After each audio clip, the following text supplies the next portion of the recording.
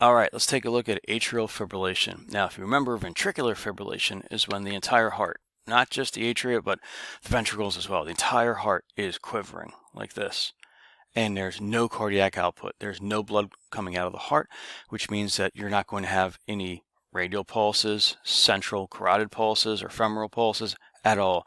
There's no cardiac output, and therefore you need to call 911, get an AED, possibly defibrillate the patient if indicated by the AED, and get on the chest and do chest compressions because your patient is in cardiac arrest. Now, conversely, atrial fibrillation is not nearly as fatal. Atrial fibrillation, now if you remember, there are 4 chambers of the heart, 2 atria, 2 ventricles, patient's right, patient's left in anatomical position. So with ventricular fibrillation, the whole heart's quivering, right? Like this. With atrial fibrillation, just the atria, the top 2 chambers, are quivering. So they quiver like this, and in the ventricles, they're operating fairly normally. But the thing is that the ventricles are kind of like me when I'm dancing. I've got no rhythm at all, no coordination. So the atria are just pretty much useless at this point, quivering. The ventricles are dancing like me, so they've got no coordination. Maybe they'll beat here. They'll pause a little bit. Couple beats there.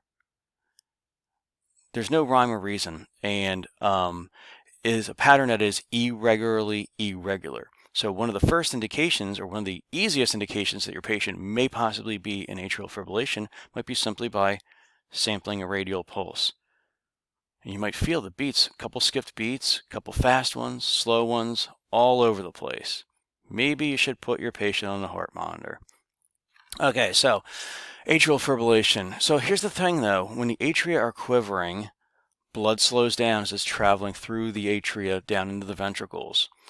And when blood slows down, it tends to form clots. So let's start with the right atrium over here. This is the right atrium, and it pumps down to the right ventricle. But let's say we form a clot in the right atrium. Here's a clot right there.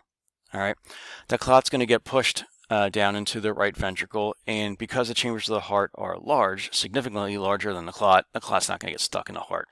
The place where a clot's going to get stuck is where the blood vessels, the vasculature, get narrow. So we then pump that clot out through the right ventricle, through the pulmonary trunk, to the left pulmonary artery or the right pulmonary artery. Let's go with the left because our diagram's this way.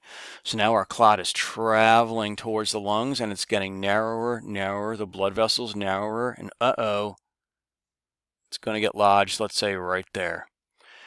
Now we have a blood clot that has lodged in the pulmonary circulation. That means none of this CO2-rich blood that's headed towards this alveolar space here is able to progress any further. That means that CO2 is building up, as well as this oxygen that you just inhaled cannot diffuse. Well, it might diffuse into the bloodstream, but it's not going to go anywhere because there's a blockage upstream. So we call this a pulmonary embolism, or a PE. And the gold standard diagnostic test is what we call a ventilation perfusion mismatch scan, otherwise known as a VQ scan. The problem here, it's a plumbing problem. It's a circulatory problem. It is not a breathing problem, okay? But the patient will, however, complain of shortness of breath because they're not getting enough gas exchange at the alveolar level. Next, let's take a look. Let's erase this, and let's take a look at what happens when a clot forms in the left atrium. That clot is going to get pumped. Let's erase this.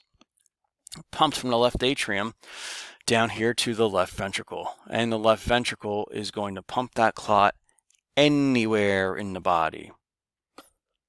Anywhere. The badness really, really happens when that clot travels up the aorta and up to your brain.